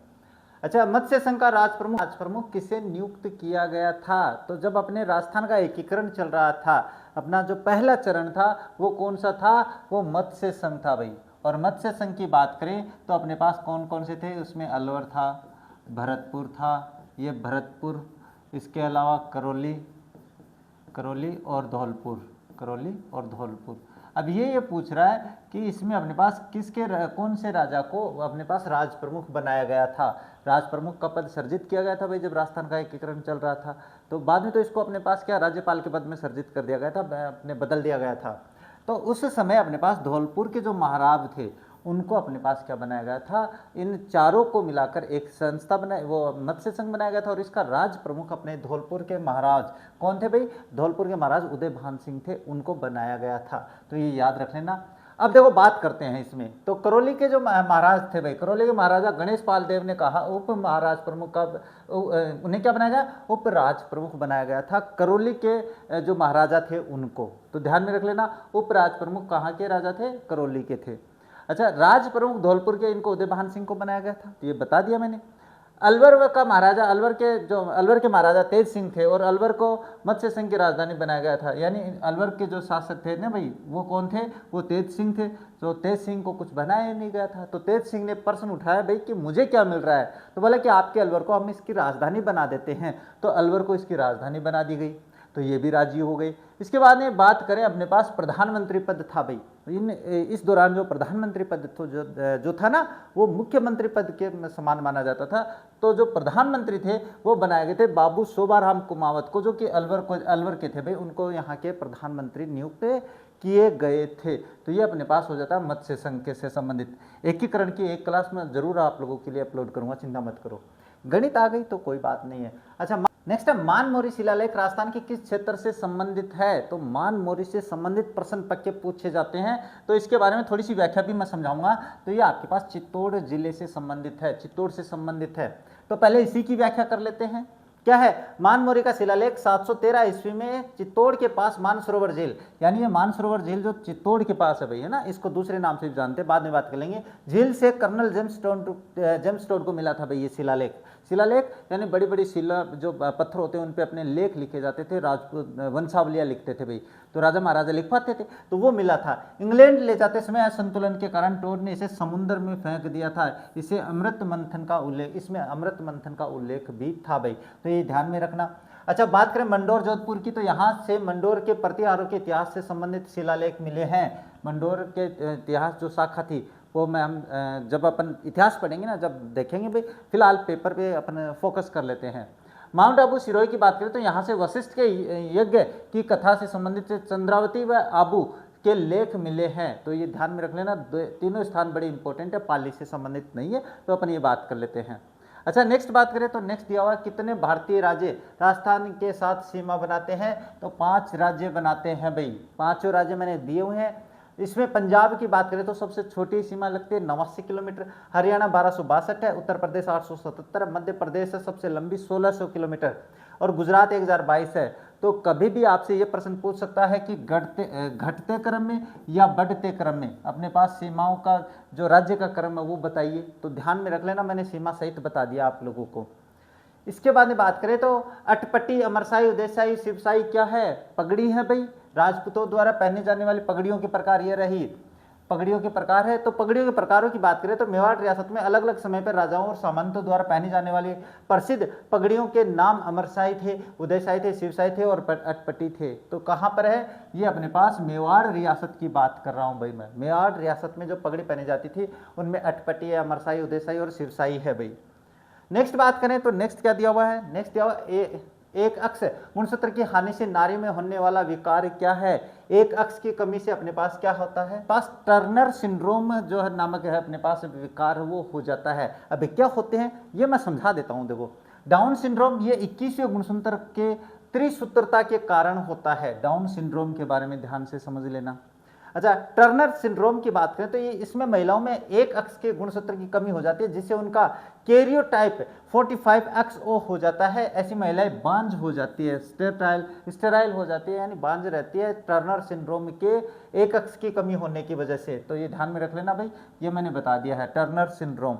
अच्छा, क्लाइफेक्टर सिंड्रोम क्या होता है, ये पुरुषों में एक अतिरिक्त अक्ष गुणसूत्र के आने से होता है। 47XXY ये होते हैं। तो ये थोड़ी विज्ञान की भाषा है भाई, तो ये समझ लेना। मैं बता देता हूँ कि जो परिभाषा मैंने बताई ये तो याद रखनी है। अच्छा, विल्सन सिंड्रोम की बात करें तो ये शरीर के में कॉपर तांबे के अत्यधिक संचय के कारण होने वाला आनुवांशिक विकार होता है। तो याद रख लेना भाई, ये सिंड्रोम मैंने बता दिए हैं। अच्छा, नेक्स्ट बात करें तो कोपेन के गंगानगर जलवायु प्रदेश में स्थित है। कौन से जलवायु प्रदेश में आता है, तो कोपेन ने अपने राजस्थान का जो वर्गीकरण किया था उससे संबंधित मैंने बहुत ही शानदार क्लास अपलोड कर रखी है। ये सारे कन्फ्यूजन आप लोगों के दूर होने वाले हैं। फिलहाल बात कर लेते हैं गंगानगर की। तो गंगानगर है BWHW में आता है भाई, किसमें? BWHW में। जो शुष्क प्रदेश होते हैं ना उनको कहते हैं भाई अपने पास शुष्क प्रदेश जिसको कहते हैं, शुष्क प्रदेशों में गंगानगर भी आता है। तो इसमें बात करें तो आपका ऑप्शन तो ये सही रहेगा। अब देखो व्लादिमीर कोपेनिक ने राजस्थान के जलवायु वर्गीकरण के अनुसार बात करें तो देखो BSHW अर्ध शुष्क स्टेपी जलवायु की बात करें, अर्ध शुष्क क्षेत्र की बात करें तो जिसमें बाड़मेर है, जालोर है, जोधपुर है, नागौर है, शेखावाटी और अपने पास जो क्षेत्र वो आते हैं। जो हमने बांगर क्षेत्र पढ़ा था वो इसमें आता है, बांगर क्षेत्र बताया था ना मैंने थोड़ी देर पहले।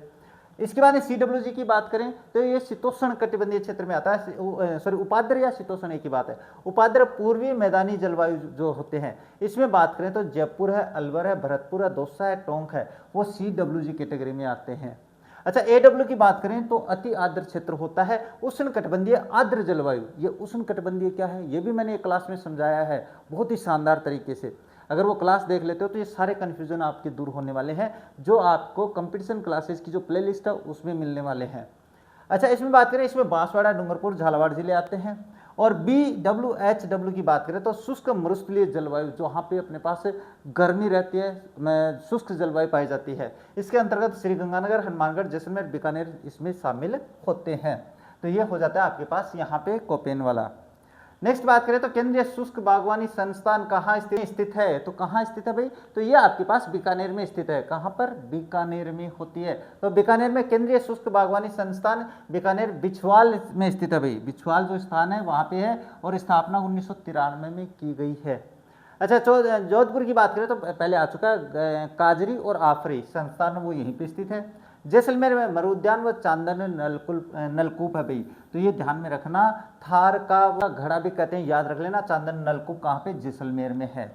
अच्छा इसके बाद में बात करें तो आता है मुख्यमंत्री अशोक गहलोत ने अगस्त 2022 में, तो इसमें मैं बता देता हूँ भाई बांसवाड़ा आएगा, ये करंट से संबंधित है।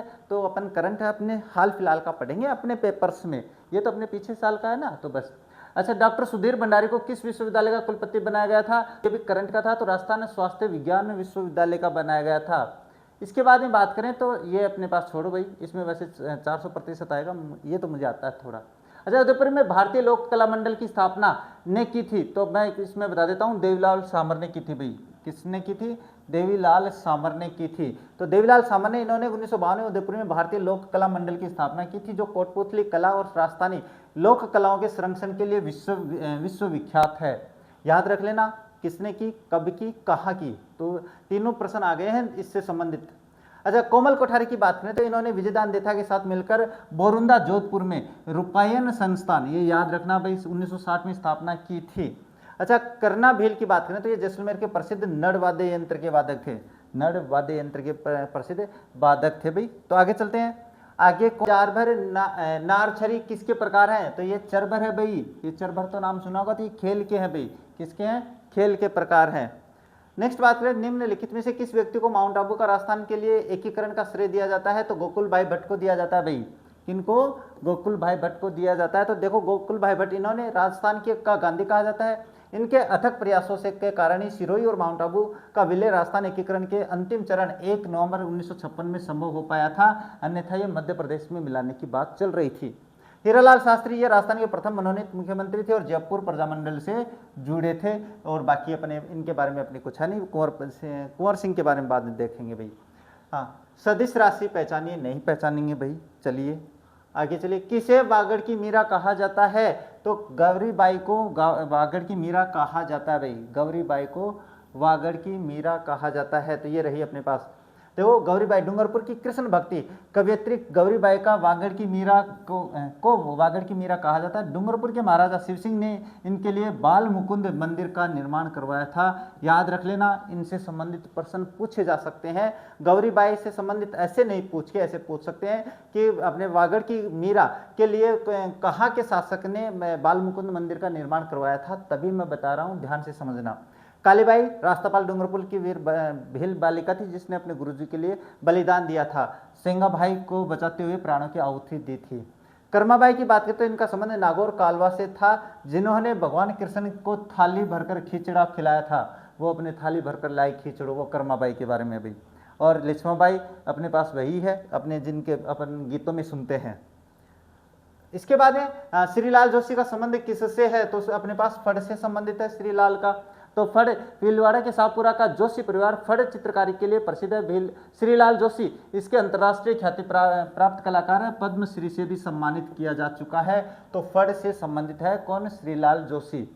रम्मत की बात करें तो ये बीकानेर और जैसलमेर का लोक नाट्य है। रम्मत ये कहाँ पे खेली जाती है, बीकानेर और जैसलमेर में। ख्याल की बात करें तो ये कुचामणी ख्याल, शेखावटी ख्याल आते हैं अपने क्षेत्र शेखावटी में खेल खेले जाते हैं भी। नौटंकी की बात करें, भरतपुर धौलपुर पूरी राजस्थान का प्रसिद्ध लोक नाट्य है। ये भी समझ में आ गया होगा कि नौटंकी क्या है। यदि प्रकाश में, ये छोड़ो भाई, ये बात देखेंगे, मैंने ये आप यहाँ पे व्याख्या दे रखी भाई, ये व्याख्या खुद पढ़ लेना। वैसे अपने पास जीके की बात करते हैं, देखो ये गणित वाले सर करवाएंगे। इसके बाद ये भी गणित वाले सर से करवा देंगे, आपको चिंता मत करो। सारे क्वेश्चन सोल्व करवाऊंगा अलग से। 15 से 20 मिनट की क्लास होगी उनकी, मैं बुला लूँगा उनको। इसके बाद ये भी उनसे करवाएंगे। हाँ, राजस्थान में सुपर क्रिटिकल ताप विद्युत ग्रह की बात करें तो कहाँ पे है, तो ये आपके पास है भाई। सुपर क्रिटिकल ताप यानी कोयले आधारित विद्युत की बात करें तो छाबड़ा और सूरतगढ़ है भाई। इसका आंसर क्या जाएगा, छाबड़ा और सूरतगढ़। अब देखो रावत भाटा की बात करें तो परमाणु ऊर्जा संयंत्र है जो अपने पास चित्तौड़गढ़ में है, तो ये याद रख लेना रावत भाटा कहाँ पे है। छाबड़ा सूरतगढ़ की बात कर लेते हैं। देखो श्रीगंगानगर छाबड़ा 12 में राजस्थान के super critical thermal power station है। सुपर क्रिटिकल में एक इकाई की क्षमता 500 मेगावाट या उससे अधिक होती है या हो सकती है भाई।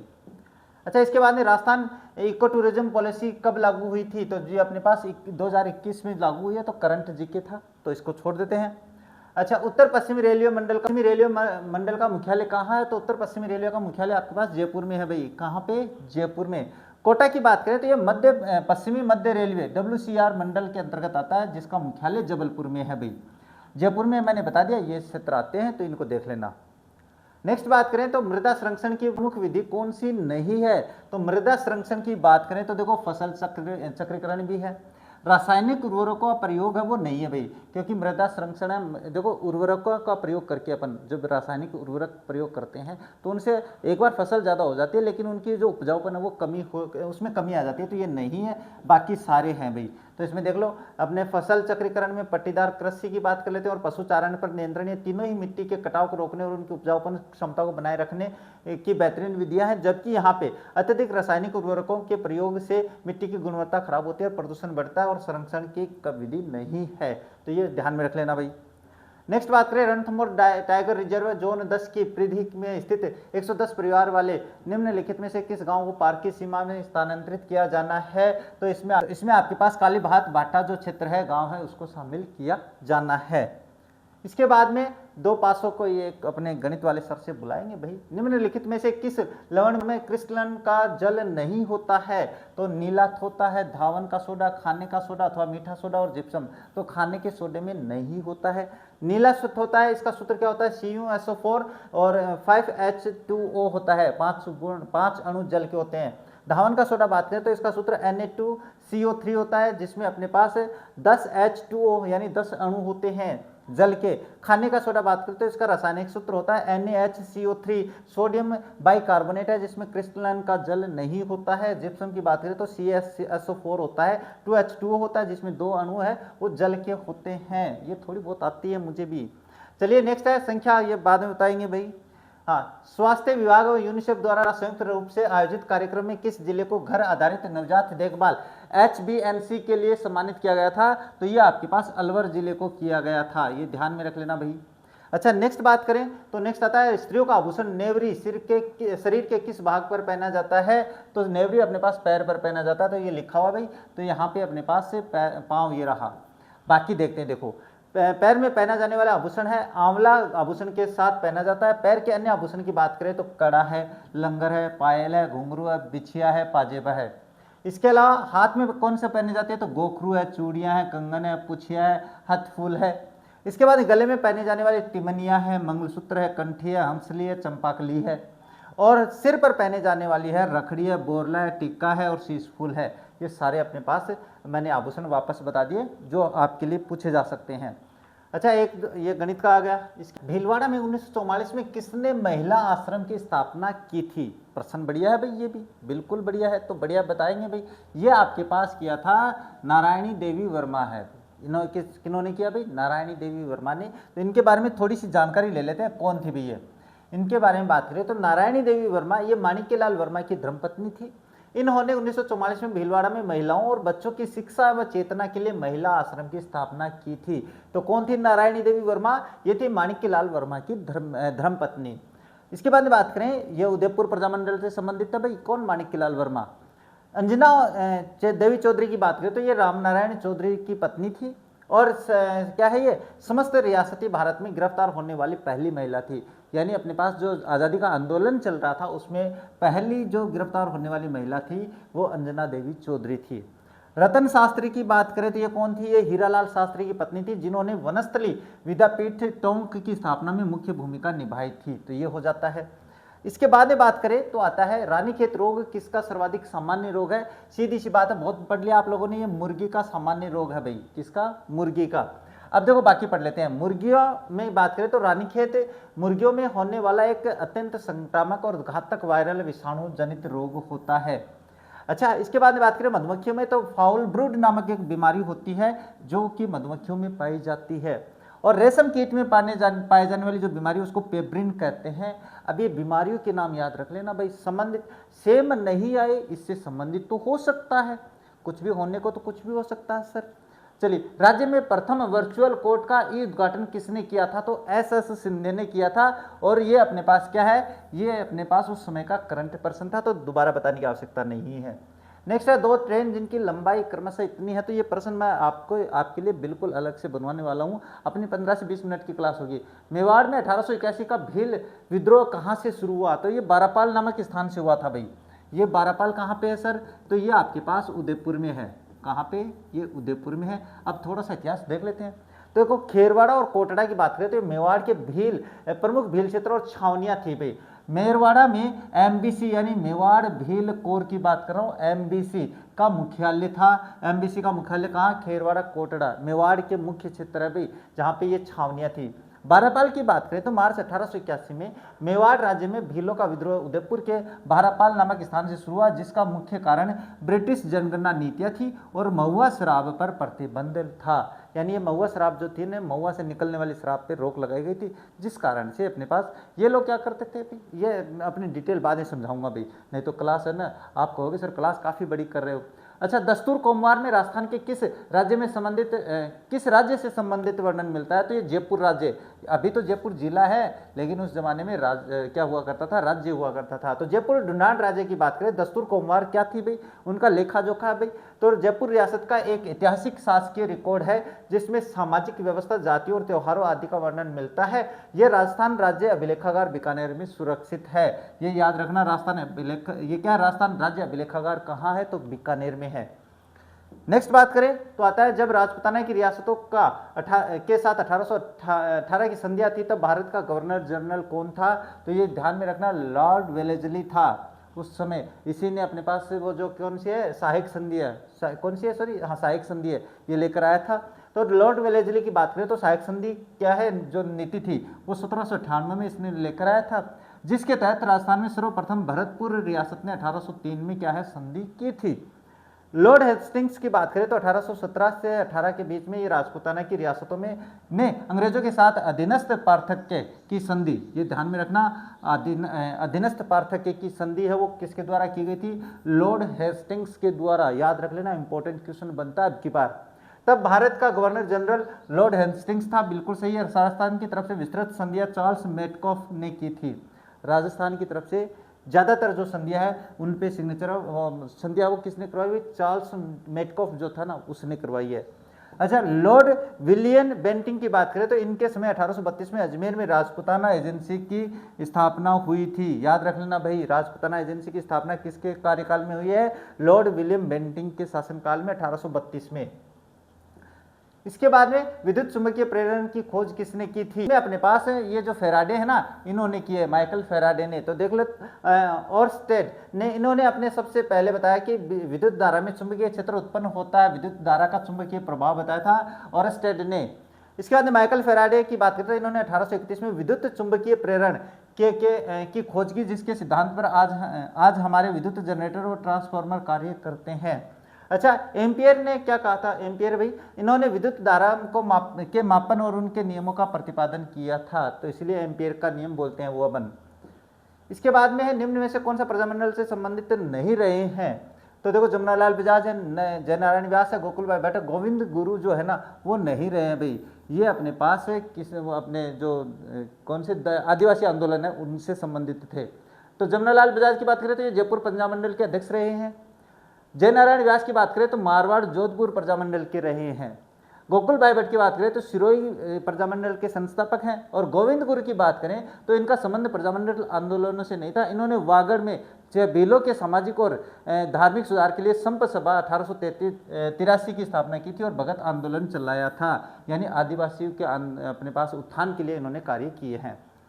नेक्स्ट बात करें तो नेक्स्ट आता है, मेवाड़ के निम्नलिखित शासकों ने में से किसने इब्राहिम लोदी को खातौली के युद्ध में हराया था? तो इसमें अपने पास महाराणा जो सांगा है ना, इसने खातौली के युद्ध में इसको हराया था, इब्राहिम लोदी को। तो देखो बात करते हैं इसमें कुंभा की बात करें तो सारंगपुर के युद्ध में महमूद खिलजी को हराया था भाई। 1437 में सारंगपुर के युद्ध में महमूद खिलजी को किसने हराया? महाराणा कुंभा ने। जबकि राणा सांगा की बात करें तो ये अपने पास 1517 में खातौली के युद्ध में कोटा बूंदी सीमा पर है, दिल्ली के सुल्तान इब्राहिम लोदी को बुरी तरीके से पराजित किया। इसके बाद 1518 में बाड़ी या धौलपुर के बाड़ी या बांडी के धौलपुर के युद्ध में भी उसको हराया था, यानी 2 बार इसने राणा सांगा ने इब्राहिम लोदी को हराया था। याद रख लेना दोनों बातें।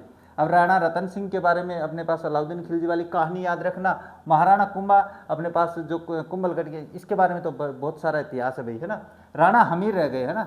राणा हमीर के बारे में भी अपन के बारे में थोड़ी देर पहले मैंने आप लोगों को बता दिया है। अच्छा, इसके बाद में बात करें तो क्या है, मल्लीनाथ जी का मंदिर कहाँ स्थित है? तो मल्लीनाथ जी का तिलवाड़ा में स्थित है भाई। कहाँ पे है? तिलवाड़ा में है। तो तिलवाड़ा बालोतरा बाड़मेर में यहाँ प्रसिद्ध लोक देवता मल्लीनाथ जी का मंदिर लूणी नदी के किनारे स्थित है। यहाँ चैत्र माह में, ये याद रखना भाई, महीने मल्लीनाथ पशु मेला भरता है और जो राजस्थान के सबसे पुराने पशु मेलों में से एक माना जाता है। मल्लीनाथ जी का पशु मेला कहाँ भरता है? तिलवाड़ा बालोतरा बाड़मेर में है, जो कि चैत्र माह में लगता है। अच्छा, कोल्लू या कोलुमंड जोधपुर की बात करें, यहाँ लोक देवता पाबूजी का मुख्य स्थल है। कोलुमंड या अपने कोल्लू जिसको कहते हैं जोधपुर में, ये बाबूजी का मुख्य स्थल है। और खड़नाल नागौर की बात करें तो ये तेजाजी का जन्म स्थल है। खड़नाल की बात कर लेते हैं तो ये तेजाजी का जन्म स्थान होता है। नेक्स्ट बात करें तो अन्ना सागर झील का निर्माण किसने करवाया था? तो अन्ना सागर झील का जो निर्माण है वो अर्णोराज ने करवाया था। ये कहा जाता है कि जब अपने पास तुर्क के लोगों को हराया अर्णोराज ने, तो पूरी भूमि जो थी ना वो खून से, रक्त से लाल हो गई थी। उस रक्त को साफ करने के लिए अर्णोराज ने अपने पास क्या है, अन्ना सागर झील का निर्माण करवाया था। इसमें बात करें तो इन्होंने 1137 में अजमेर में तुर्कों के संहार के बाद खून से रंगी धरती को, अच्छा यही भाई, खून से रंगी धरती को साफ करने के लिए अन्ना सागर झील का निर्माण करवाया था। अगर बात करें अजय राज के बारे में तो इन्होंने 1113 में अजमेरू शहर की स्थापना की और तारागढ़ किले का निर्माण करवाया था अजय राज ने।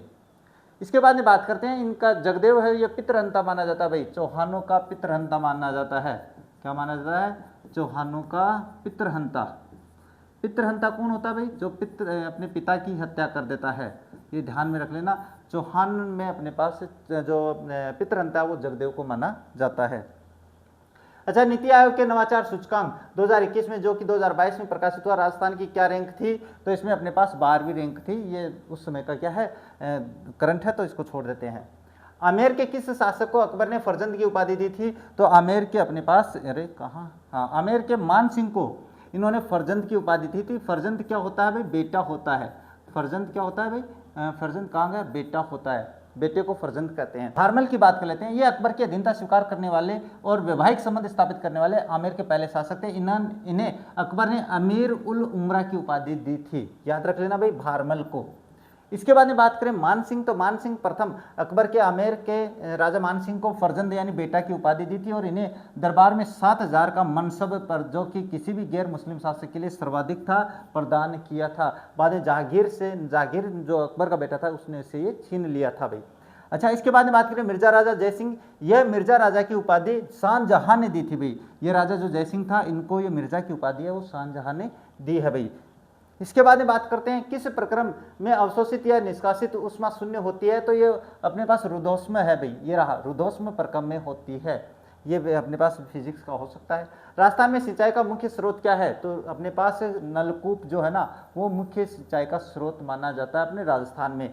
तो राजस्थान में सर्वाधिक सिंचाई नलकूपों द्वारा होती है, विशेषकर पूर्वी राजस्थान जैसे जयपुर, अलवर में कुएं और नलकूप मिलकर कुल सिंचाई का लगभग 66 से 70% भाग है वो कवर करते हैं।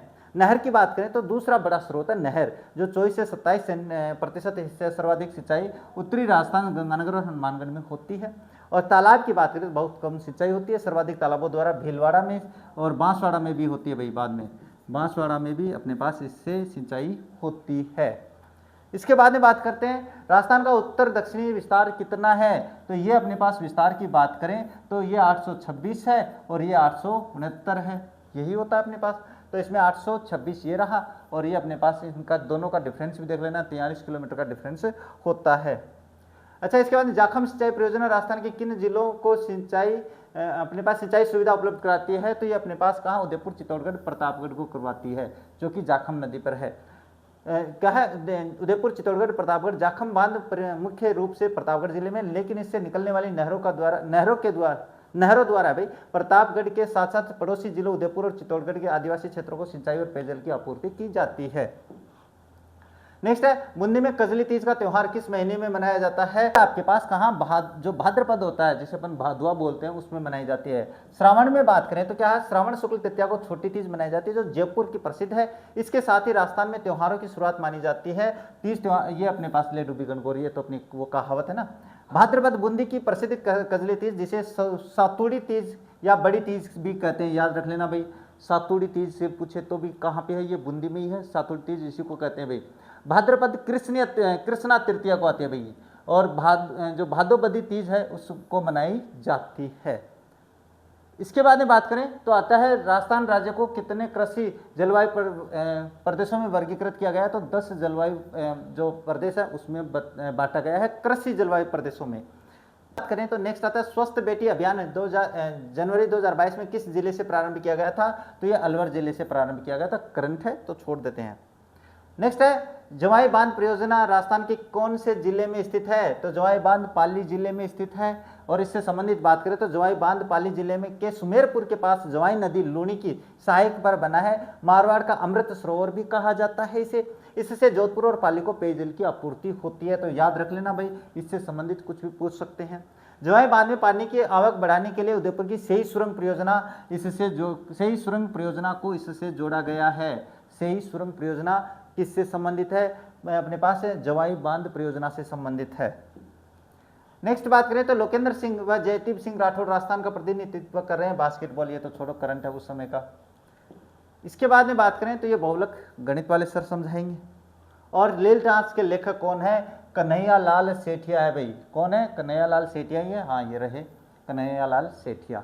तो कन्हैया लाल सहल की बात करें तो राजस्थानी शोध और निबंधों के लिए जाने जाते हैं। सहल की बात कर रहा हूँ मैं, सहल की बात कर रहा हूँ। और कन्हैया लाल सेठिया की बात करें तो चूरू के सुजानगढ़ के प्रसिद्ध कवि कन्हैया लाल सेठिया ने लील डांस, जिसके लिए उन्हें साहित्य अकादमी पुरस्कार मिला, की रचना की थी। इनकी अन्य अमर रचनाएं पीथल है, ये ध्यान में रखना, पीथल और पाथल है, धर कूचा है, धर कूचा धर मंजिला और मिंझर है, ये इंपॉर्टेंट है, इनकी ध्यान में रखना। विजयदान देथा की बात करें बिज्जी के नाम से, तो इन्होंने बातारी, फुलवारी और दुविधा, जिस पर पहली फिल्म बनी थी, की रचना भी की है। तो ये हो जाता है, एक जो पेपर है वो अब कंप्लीट हो जाता है। तो पेपर में थोड़ी सी अगर समस्या आई है तो वो आप लोगों के पास पीपीटी की आई होगी। पीपीटी की समस्या अगले जो मॉडल पेपर आने वाला है उसमें हम हल कर लेंगे, घबराओ मत। आपके लिए ये जो सारे प्रश्न मैं तैयार कर रहा हूँ, ये सारे अभी तो केवल अपन ने जो पीछे 2022 का पेपर है वो सोल्व किया है भाई। और इस 2022 के पेपर में अगर अपन सोल्व करें तो हमने बहुत सी बातें अपने एडिशनल सीख ली है। एडिशनल जो क्वेश्चन है वो भी हमने क्या है सीख लिए हैं।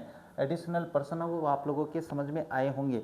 पेपर को समझ के एक बात समझ में आ गई होगी कि पेपर कैसा आने वाला है। इतना सरल पेपर है वो नहीं आने वाला है, जो हम पेपर लेकर आएंगे उनके लेवल का आने वाला है। तो पेपर है वो आप लोगों को पसंद आया होगा, समझाया होगा, समझ में भी आया होगा। समझना क्या है आपको, बस ये प्रश्न है वो तैयार करने हैं, इनसे संबंधित जो प्रश्न है वो भी तैयार करने हैं।